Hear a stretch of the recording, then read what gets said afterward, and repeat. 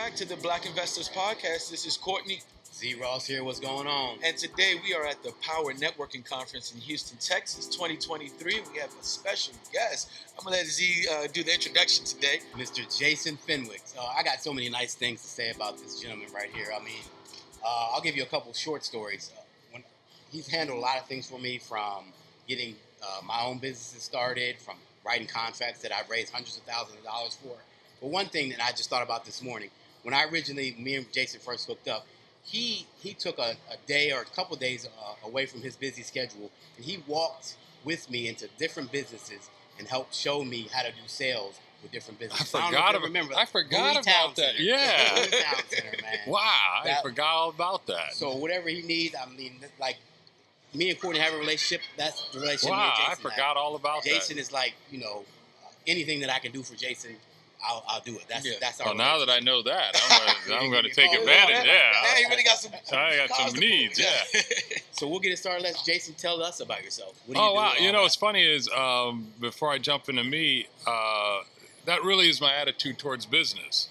A lot of people, they've learned business in a computer. They've learned business in a vacuum, like, aspirationally in school. I learned it like literally walking in businesses. My first two jobs were literally shoveling crap because a sewer line broke in one of the buildings my dad owned, and cleaning toilets. So we learned in my generation, like, from the bottom of a business up. And in terms of due diligence and things like that, I learned what's called, what I've nicknamed walking diligence, which is, if you want to know how a business operates, you got to get out there and get into the business and into the environment. It's kind of like learning swimming. You can't learn swimming in a book. But my background, I'm the managing director of Windsor, Wyeth & Ward, their global advisory group. We advise people on all types of businesses. So one of my specialties is startups. So I got guys in garages inventing things. I have billion-dollar companies doing mergers and acquisitions. We do all of the analysis and deal making in between. My background is I'm a finance guy. I also have a law degree. I also teach at a law school, their business startup course. I came out of venture capital in the 90s, did mergers and acquisitions in the early 2000s. I don't know. I clean cars, clean cars on the weekends. Sell barbecue under a tree whenever I can. What he's basically saying is he has the expertise to talk about what we're going to talk about today. He is the guy to talk to our audience. Yes. One thing we do, because we always get this question, how to raise capital, and this is what you presented as a function. So give us a little bit about that. So the thing about raising money that most people don't realize is I try and make complex things very simple. What I want you to think about is your family. And I want you to think about a cousin in your family. Like, what would it take for you to give a cousin, $1,000? Just think about everyone in your family. And you may have, 100 people in your family, but I say, who would you give $1,000 to? It's going to go real quick, like down to from the whole family reunion down. And in that, go down to a couple. And I say, who would you give $100,000 to? And so if you think about the questions you would have in raising money, you got to answer those same questions. But the thing that most people don't realize, especially in our community, is when you're doing it, it's a different language. It's a different language. It's a process. There's some conformities you have to go through in terms of presentation and requirements, and we just don't know the recipe in general. Mm-hmm. And so 30 years ago, I was the guy who took in the business report, took in the business plans. I was the person who picked the plans we were going to present at the investor luncheons, investor breakfast. That's what we called them. We didn't call them Shark Tanks. Shark Tanks is a derivative term we used when blood was in the water. When someone got up on stage and they crashed, we're like, uh-oh, blood's in the water. The sharks are going to get them. Yeah. That's where it came from. So that's where it came from. Gotcha. Yeah. Okay. And so it wasn't a positive thing. It was actually the person's dying. Listen, I'm thinking over here like that. Now it has a whole different correlation. You're getting no money. Yeah. And so now to see it on TV, it was something that when I was in it, it was funny because I would explain to my parents what I did, and they'd be like looking at each other like, So, the post office is We can make some money. you need to get a good government job or something. I'm like, no, so nobody knew what it was. Yes, and it's back when I was in it. But I've seen read over 10,000 business plans. I know the industry from the inside out. So I've been at every position on the table. So I've been the person on the inside picking the business plan, picking the investors. Most people don't realize the background on it. So can I jump into that right quick? Please. So what people don't realize is when your business plan comes in, historically, there's someone who looks at it and they look at it and say, okay, I like this. This is what I like about it. And then they pick your plan, but they also pick an investor. People understand that, hey, we're picking the plan. What they don't understand is, depending on what you're doing, you want to pick your investor pool. So as an example, if you're in tech and you have a tech play and you're in real estate, I could go to you with a tech play, but then I got to do a lot of extra work to make you understand the tech play, which is generally you're going to ask a million questions. You're going to be more skeptical because it's not your field. Correct. It'd be easier to take a tech play and present it to tech investors. It'd be easier to take a real estate deal and present it to real estate investors. It's matchmaking behind the scenes. So the first thing that people have to realize is matchmaking. I like that. I'm going to use that term. I'm steal it from you. I never thought about it. But that's a good term. Lay people's terms. It's matchmaking. It's matchmaking. So people come in and they just try and pitch their product to anyone with money. And the problem is they get bogged down. That is so true. And if I mix the audiences, so if I have real estate guys and tech guys, the tech guys will get the tech play, but the real estate guys will start asking questions from a real estate standpoint, and they'll become more and more critical. Not because of real estate guys, because they're analyzing cash flows through and valuations through their lens. Whereas the tech guys are like, what are they talking about? Because they get the analysis. And so the first thing is you have to know who you need to get money from. That makes so much sense. And that just avoid time, a lot of time Yes. being wasted. Correct. When I first started, I was doing, like you said, going to anybody who would Anybody with money. Anybody and everybody with money. And you do have the ones who gave me the money with ease, they understood the language, I guess you said. They understood what I was selling, so I didn't have to really sell it to them. Yes. And I like that. And it avoids a lot of time. And that's what everybody wants to do. We don't have that much time. Right. And the other thing is you develop alliance partners. And so most people don't realize that part of fundraising isn't just the funds. The easiest thing in America to find is money. There's plenty of it. In fact, there's more money than there are great deals. And nobody ever believes me when I say that.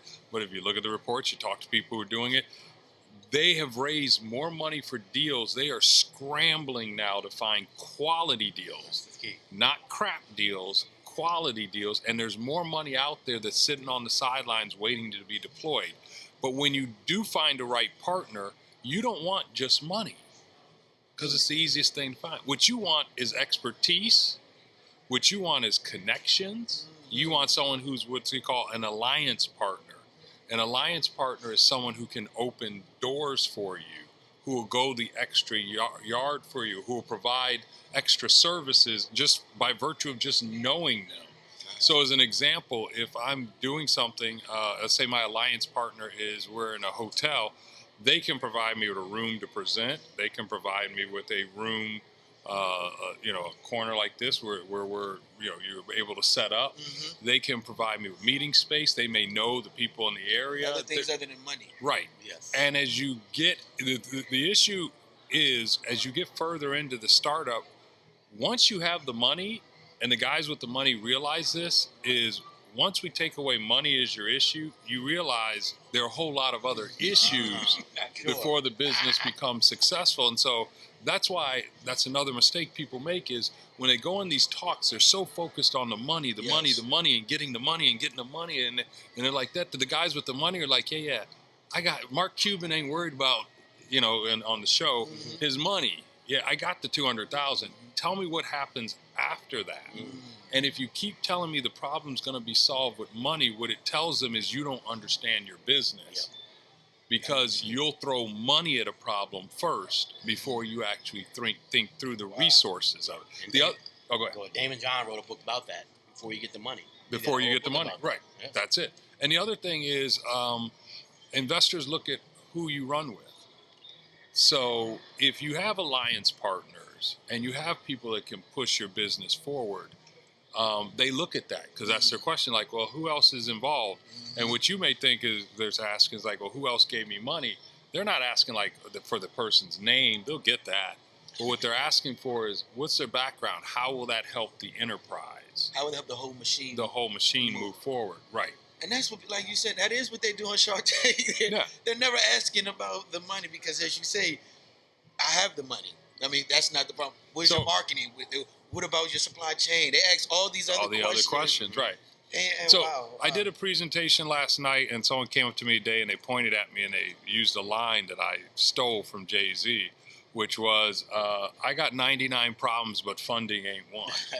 And so what people don't realize is when you see the Mark Cubans or whoever's on the other side of the table and you're presenting to them, they're trying to figure out what your problems are. Because if your problems are all centered around funding and they have all the money that you need, then they realize you're not looking at it complete enough. I like that. So you prepared us for Shark Tank. So anybody out there that want to go on Shark Tank, he just prepared you. And you also prepared a lot of our audiences, a lot of young people, and it, like you said, we always focus about money. Yes. Like, that is our key. Yes. And it sounds so cliche when you say it, and I guess because I know. Because I got money. And I know you, you know. Yeah. You got money, but I know you through somebody because I've heard Warren Buffett he got money too. He got money too. We know. But Warren Buffett said, it's harder for me to invest $25 million than it is $10,000. He said, because it's money is, you'd be surprised how much of a good quality deal I cannot find. You cannot find, You know, and I used to think, man, he's just saying some PR stuff. And you just said the same thing, and it's, I got to take it for truth. It is, you reversed it. It's actually harder for him to invest $10,000 than $25 million. And it's harder for people who don't know this. It's harder to raise $1 million than it is to raise $10 million. Yes. That's the part. It's counterintuitive. Yeah, but the person you're talking to, the people you're talking to, they're going to move quicker. The opportunity in theory should be bigger. It's easier to raise 10 than it is 1. The second issue is the deal structure, and people are probably listening to this and say, well, I'll just ask for 10. Yeah. And there are a lot of people who do just ask for the more money. In our community, we ask for less. So if they need $1 million, they ask for $250, figuring, well, I'll get this and figure it out. But the problem is you're putting yourself behind an 8 ball. You need to be accurate in exactly what you need in order to, you need to ask for exactly what you need and project forward, because if not, it's going to look like you're mismanaging the money or you're mismanaging the deal. And in their minds, I talk to people all the time. Well, I just ask because I kind of looked at the person I was talking to and I said, I don't want to ask for too much. I don't want to hurt their feelings. I always jokingly say, the Bible says we have not because we ask not. If you need $1 million, ask for $1.25 million. Why do I say $1.25 million? Because there's something in there, there's a variable you didn't account for. It could be, it's not a reflection of you. It could be like COVID when supply shot up, 18% because of shipping out of your control. It could be interest rates doubled. It's out of your control. Yeah. But if you have a little buffer in there, so when people come to me and they give me that number and I look at it and I say, well, we're going to add a buffer. And if anyone ever asks, you can just tell them we're adding a buffer for it because they understand real business. And you know what, you guys, he's not lying because we had done some stuff. Yeah, and you definitely told us. You say, yeah, well, you guys got. And I'm thinking, I don't want to go too big. Like you just said, I'm thinking I was afraid to ask for more money. But like you said, it makes sense though, because I would have came down the line. I would have needed it, and then you never want to go back. You never want to go back. You can always give money back to the investor. Yes. There'll never be a day where you ask for $1.25 million or $12 million, and you know what? I didn't need that extra $1 million. And you call them up and say, hey, I'm just going to return this to you. I've been on those calls. I've gotten those calls. Here's exactly what they're going to say. Literally, no, go ahead, keep it. Let me know when you have another deal. Or if you give it back to them, you come back and say, hey, well, here's $1 million or $250 back. What they're going to do is earmark it. And in their head, they're going to say, okay, well, you now got $250 or $1 million worth of credit, whether they tell you or not, because the number of people who aren't honest, the number of people who wouldn't do that are very slim. So they're like, you're a good steward. I can trust you. And so they'll always take your phone call and give you. That was a good key. And when I talked about the contract, so on a micro level, Jason taught me that, like the contract that we use, the investment contract. And he said, all right, you start at this number, reduce that relationship, that trust, give them their money back right away. You got an investor for life. That's where I learned that right here. So many, taught me that. Yeah, so many people, I hate this, so this is one of my pet peeves. So many people get started, they become successful, and they're mad because the venture becomes more successful or as successful as they thought. And they say, okay, well, my investor put in $100,000 and now he's getting $1 million or whatever back. And it's like, that's too much. And I'm like, why are you mad that the investor made money? You want the investor to make money. In fact, you want him to make as much as he can, because if he makes as much as he can, when you raised $1 million and now this guy got back whatever the return on it you thought was too high, when you go to raise 10 million, two things are going to happen. You can go back to him, and he has friends, birds of a feather flock, and he's going to be like, hey man, remember that deal that I made all that money? Yeah. You asked me to tell you about it. I'm telling you about it. I need you to meet these two guys in Houston and go ahead and do this deal. The thing that's counterintuitive that most people don't realize is the longer you're talking to an investor, the less likely you are to get money. Most people who invest, they generally will invest very quickly. They know. That's what I was teaching Courtney that. Yeah. They know. Like you said, the matchmaking. If you have to convince them, it's probably not you don't want to be in the convincing business. It's no different from dating. You got to convince the girl to go out on a date. You got to jump through hoops. You got to take her to the best restaurant. All that stuff. It's probably not going to be a good thing, or vice versa with girls to men. But if you both are flowing, it meets, and you get it. There's nothing wrong with a quick no. There's nothing wrong with a quick yes. A slow maybe is what dies. A slow no, a slow yes. You need it to be like no problem, because when a person says no, it doesn't mean no forever. It means no, not right now. If you're talking to the right type of investor, and they'll tell you, this deal. They'll tell you why it's not for them, but they'll say, hey, if you come across something else, keep me in mind. But all too often, people take it as ultimate rejection. Yes. And it's like, no, the guy just said no, or they're asking tough questions and they don't want to answer the tough questions. They're like, why is he asking me all these questions? Because you asked him for money. He doesn't know you. Come on. Jason will ask you the tough questions. Yes. That is true. Man, you kind of hit a lot of stuff that I wanted to uncover, which was mistakes, pet peeves, things that you see a lot that you wish people took another misconception of that reality, I guess. Is there anything else that we may be missing that you want people to remember when they're going out raising capital that seems to be a challenge for the average black person? Oh, woo. In our community, yes. The first thing is there is no easy money. There's not. For some reason, people have gotten it in their heads that, number one, there's a pool of free money out there because we're black. Yeah. That doesn't exist. Absolutely. Number two, the ones that do exist ain't free. Okay. And you really don't, you may get those, but you don't want the charity end of the, like, hey, we're just doing this for good. Because they're writing that off their taxes. Gotcha. You want the income, revenue producing side because they're interested in actually growing your business. All too often, we take the charitable side of things, but we don't get the actual expertise we need to grow the business. Why do you think that? Why do we think we do it, or why do you think they do it? Why do you think we take the charity? Because it's easy money. You don't have to jump through hoops. The people they put in charge of the charitable side of the money aren't guys like me who actually do it and have to produce a return. Gotcha. They could say, hey, we're going to donate $100 million. We're Google or Apple or whoever. They're writing that off their taxes. That's their primary reason for doing it. It's for PR. The second thing they're doing is PR. If they take 100 companies and none of them work, they've written it off their taxes and they've gotten good PR out of it. The other thing is normally it isn't cash. Normally it's access to a product that they just giving you for free. That they're saying its value is this. Now they do add some instruction and things like that, but anytime you're on the free side of anything, you're not getting the focus of the true professional. Man, that was if that makes sense. It makes a lot of sense. anytime you get anything free knowledge, free anything, it is never going to be right. So, as an example, this is a great podcast, and I get this all the time where people solely. The podcast is a door opener to have a relationship with you, to have a relationship with you, to have a relationship with me.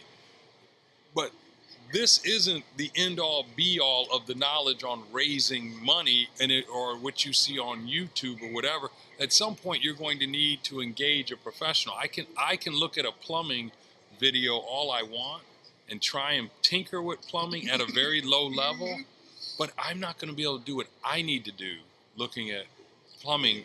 I need to bring in somebody who can do it. And a lot of, especially I know my little cousins or younger generation, they typically see, I just go on YouTube. YouTube University is what they call it. Figure it out, And figure it out. Right. And so here's the difference in figuring it out and what I do. That's time, energy, and focus. That's also agreements that you're pulling off YouTube, presentations that you're pulling. So when you even grow to a certain size, the person can't invest in it because the foundation isn't there. They have to redo everything. What they're figuring out by redoing everything is like, who did this crap to begin with? And I get this all the time, especially in our communities. Like, who wrote this contract? They're like, well, I did. I'm like, are you a lawyer? Like, no. I got it off YouTube, or I got it from my cousin who works at a law firm that he's a paralegal. I literally had this, and I'm like, we just X'd it out and put this stuff. I'm like, did you understand what you were signing? Because if you did, you would understand the first thing that I see, which is y'all have just painted yourself into a corner that prevents anyone from doing anything with you. Yeah. And they're wondering why things are jacked up. We don't have to. Great news about knowledge today is there's been no other time in the history of man that there's as much access to knowledge to the common man. The difference is, if you're not the expert, it's really meant to get you to the point to have a conversation with someone who's an expert. So you don't have to start here. You can at least start up here in the conversation and understanding of it. So it's too saturated, though. The field is so saturated with fake gurus or I love those people. Who've never did. I love it. Facebook, I was in a meeting, so I teach the course at a major law school, top 20 law school, on business startups. You'd be surprised. The number of meetings. I was at a meeting once, and someone said we were discussing a legal issue. Great. I'm listening to them discuss. I said, well, that's not right. And they said, what do you think? I said, well, this is what normally occurs. And I explained that to them. And the one person who's really advocating it said, I don't know what you're talking about. Every lawyer on YouTube says, every lawyer on YouTube says this. Yeah.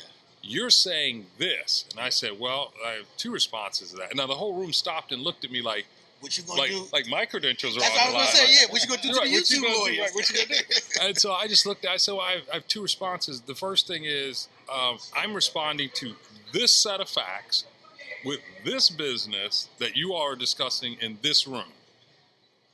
I don't know what the YouTube lawyer was responding to. He's responding to a generic set of facts, and I'm applying it to something specific. That's the first thing. The number two thing is, if every person on the internet is what you're talking about, then I can go right now to the internet and find 100,000 people who say that aliens are landing on Sunday and are going to eat our children. Yep. Literally. So I can find anything on YouTube that says anything about anything. If you want to base your investment on that or your business growth on that, that's fine. I said, I don't have to prove anything, but all too often we're making experts that may disagree with what we're doing jump through hoops. The reason that influencers are making money is they don't need expertise. Right. They just need the ability to talk about it in a way. Now here's the issue. They're not there when it falls apart. Yeah, they don't care. Yeah.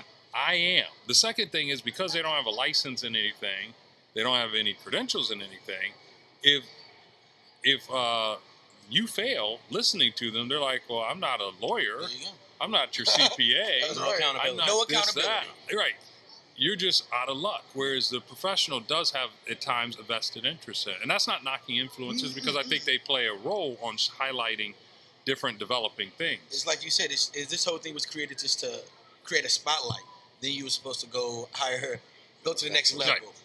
And I think in our field, we don't want to we don't want to spend money on things that are not tangible. Right. Things that you and we don't get it because we don't get it. And I was kind of like that. And Aziz had to talk me. I guess you got it from you because it's like you got to pay for professionals for what they're experts in. And I used to always try to cut corners, cut costs. So and in the long way, you find out I'm gonna have to pay for it later down the line. Yes. If I would have just paid for the professional to do it front, I wouldn't have to amend all my taxes or do all this other crazy stuff in the back end. So short time on the preparation equals short money. That's what I always tell people. Wow. Short time equals short money. You get someone who has short time in terms of their expertise or short time in terms of your investment in knowledge. What that tells me is on the flip side of that, the return side of that, you're going to make short money. How do I know this?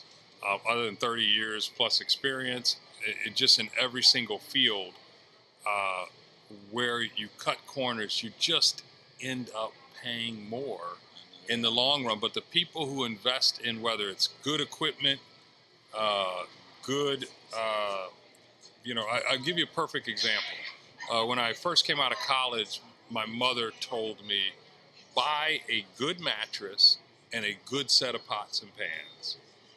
I said, well, why is that, Ma? I said, well, you're going to be sleeping on the mattress a third of your life, and you need to sleep in order to get up and go to work and do things. And the pots and pans, you can buy the cheap stuff, but you're going to end up replacing it. It may look new in whatever Walmart or wherever, but if you're going to replace it, it's not going to serve your needs. So what did I do, of course, because I always listen to my parents? I bought a cheap mattress, and I bought a cheap set of pots and pans. That's what we do. Nothing it served me for a minute. It looked good for a minute. Then you quickly see the difference in both. The handle falls off. So now you got pots with no handles. The mattress is lumpy, whatever. I can't sleep on it. So I then had to go out and buy quality later. And when the time came to buy quality, it wasn't at the most opportune time. And so I always say one of the things that saved me through every market is a couple things. Free advice has nothing to do with what we're talking about, but since I'm thinking about it, I'll throw it out there to you. I always bought quality. Yeah. And I always paid cash for it. So as the economy went, I didn't have to go buy a new car. I didn't have to go buy another car. I didn't have to go buy whatever we owned. If it was furniture, it was quality. If we had a house, it was quality. If it was a car or truck, it was quality. And it was paid for. So whatever market came, I was good. That makes sense. And so I could ride it out. And, that was free game. That's a game. That was game right there. But that's what wealthy people do. I learned that when I had no money from wealthy people. Like, well, we don't buy it. I was about to speak it in a different vernacular. Like, we're just sitting here. Yeah. We don't buy crap. Yeah. We don't buy things. Like, when the prices go up and when you hear people and they're saying the economy's bad and things, is through the roof and this, that, or the other, wealthy people are like, oh, okay. And you don't hear them complaining. Correct. And the reason they're not complaining is they don't buy during that because they aren't forced by circumstances to buy. They can time their purchases on almost everything because they bought quality, and quality will last through the hard times. And then they can time their call. My dad always used to teach me, he said, a lot of people, what they do is they save a penny and spend $1. Yes. Oh, I'm going to steal that. Yeah. That's good advice. They do. They save a penny and spend $1, but they don't realize it. Yeah. That's right. I like that. That's a good way to. I'm definitely stealing that one. Yeah. And I know Jason has to run. Yes, man, because like you said, it is flowing like. Yes, I got a 3:30. But you definitely gave a lot of good knowledge that any industry or anybody can use. It's not just pertaining. You gave knowledge that I can invest in myself, and I feel like it will take me much longer than any amount of money I could probably gain. So thank you. And before we wrap it up, definitely have Jason give out how you can get in touch with him. Oh, yes. That's what we're here for. So, and just to know, professional service is not as expensive as you need. Like I said, he wrote me one contract. I raised hundreds of thousands of dollars from one contract. That's why you have to look at the bigger picture. Let them know how they can find it. Here's a quick irony about it. That one thing, because you reminded me of the price. Yeah. And I think it was $700 or something. Yeah. I don't know how many years ago It's that in was. this book. Oh, it's in the book. I didn't tell him it was you. You never told us in the book. Okay. And so, and you raised, you said hundreds and hundreds of thousands of dollars from it. I always have a thing that says professional advice doesn't cost, it pays. If you engage someone, and myself included, if you engage me and you don't make in some form or fashion 2 to 3 or 4 times more off of our engagement than you either could have done by yourself or you paid me, then that was a bad deal for both of us because I'm not going to get a referral from it. So that's the first part about it. And I think if you go into an attorney or an accountant or a business advisor, which is what our firm does, you gotta, that person has to be in it. That's why I said, you know what, I'm trying to explain this to you. Let me just go do it with you because I'm invested in your success. Absolutely. And so you want to have people who are invested in your success. The way to contact me, it's simple. J Fenwick at windsorwyeth.com. I don't know if you guys have a banner or something eventually. Yeah, we will put it. Yeah, but it'll be JFENWICK at Windsor, WINDSOR, YFWYETH.com. The office number is 202-239-2368. I had to kind of think about it because I just have a little button. I don't even know my kid's phone number. I just hit I do know my father's phone number. I do know my best friend's number from when I was in the 3rd grade, but I don't even know my brother and my kid's number because it's in the phone. That's right. But www.windsorwyeth.com, or you just Google my name and we'll pop up somewhere. And if you've got any advice or anything from us, then you already know you're gonna get expertise from him. Absolutely. So yes, and he's worldwide. I mean, he's all over. Yeah, they it's say not global. Just, even though it's a DC number, wherever you are. I met him before I know you. Yeah, I live in Miami Beach now, so if you're in Florida, but I met him before I was famous. Yeah. But no, the joke is, and I will roll. I got a couple of minutes, but the joke is, no matter where the person is, I learned this from someone my father did business with. His lawyer was someone who picked his clients. He looked over the field in the city and he said, who's going to be the next young up-and-comer? And one day he knocked on my dad's door and he walked in and said, who are you? And the guy says, well, I'm here. I'm hoping to be your next lawyer. My dad's looking at him like, that's odd. Odd. Who sent you? Yeah, that's a different marketing strategy. He's like, no one sent me. He goes, but I see you're doing this project. And, you're going to need someone to do this with the project, that with the project. He started listing all these things. But in my father's head, he kind of knew he was going to need. He's like, yeah. He goes, well, how much will all that cost? He goes, don't worry about it. We'll worry about that later. And so they kept talking, and the guy kept providing value. He goes, well, you know what?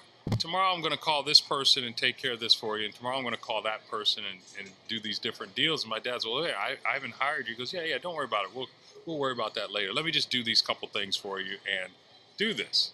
That's why I said, hey, I'll walk with you and do that.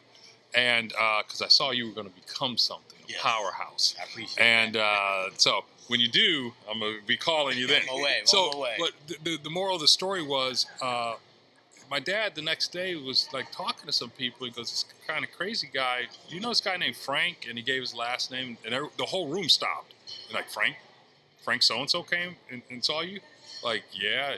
Is he like a crackpot? Is he crazy? Yeah. He's like, how do you know Frank? Because I don't. He just knocked on my door and he just walked in. He goes, first off, Frank's the guy that everyone wants to be their attorney.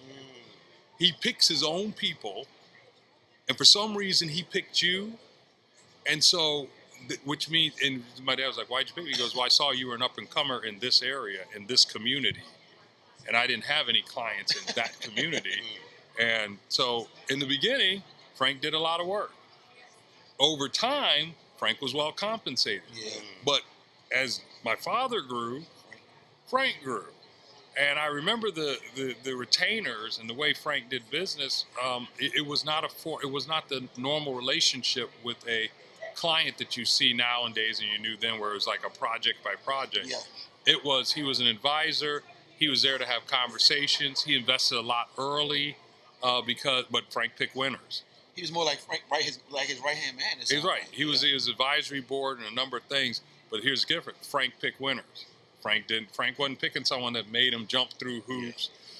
That was involved in a lot of stuff that wasn't about that business, wasn't about growing, wasn't about family. I always knew, so I'm shifting back. I knew from the day I met you, you were a family man. Yeah.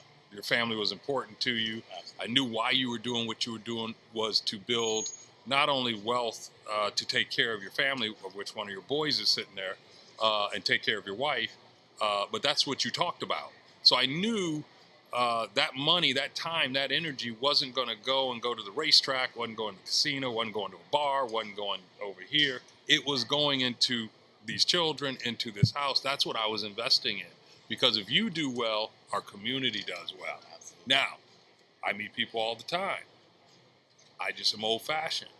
I don't want to go to the racetrack. I don't want to go to the casino. Doesn't mean I don't go to the casino. We go see Usher or whatever, or go have a nice meal. No, but that ain't my life. What I want to know is you're taking care of your family, you're taking care of your community, you're taking care of your mother. I mean, you hear what I'm saying? That this money's going to go somewhere, and that's what investors, to loop it back to what we're talking about, that's what investors are looking for. They're looking for solid people. That's the other part of it that people don't realize. So I said last night, and this will be the last thing I say, is I was telling this because we had a room full of it, and we had ladies, and I said, look, ladies particular, not as much men, they come in with the full Beyonce diva look. What they don't realize, the red bottom shoes, the this, that, the nails, the hair, everything, boom. What they don't realize is the message they're transmitting is you're high maintenance. You're going to throw money at something. And that, and especially in our community. That scares the investor, I should say. It doesn't scare them. Okay. Investors aren't there to invest in red bottom shoes, weave, and all this other stuff. They're there to invest in the person. And all that other stuff is a distraction from the person. And if that's what the focus is, it may work in being an employee. Like you go to work and you have everything on point. But when you walk in that room to get funding, they're looking at you with all the money that you've spent in showing up. And they're saying, I don't know if I want to invest in it, because what people don't understand is they'd rather you show up in a pickup truck, with old tires and are hungry and a new laptop. Yeah. You need a new laptop. you get what I'm saying? Yeah, like I'd rather they see you with a new laptop that's going to go to the business than red bottoms that isn't right. No business out. That's right. It. All right. And so that's what you're seeing. And with everything that I'm hearing you say is so cliche when you hear, but and reading in the books, but it's focus on everything but the money. Is like everything that you're saying has nothing to do what we think it does. Mm-hmm. Again, most people think it's the car. I gotta have the car to look the part, to look this. And you just said, well, as a wealthy person, we're not. That all screams. That's red flags, as they say. Yeah. That's all red flags. I've seen people get on the same plane where the person asking for money is in first class, doesn't have any money, and the investor who has all the money goes back to the back. I've seen walk out to the parking lot. I've had this once happen to me. An employee pulled me up. An employee, a very low level employee. They had been having a discussion, and the discussion was, he's like, "Why is my car better than your car?" Because they were kind of bragging, like, my car is better than your car. I said, I don't know.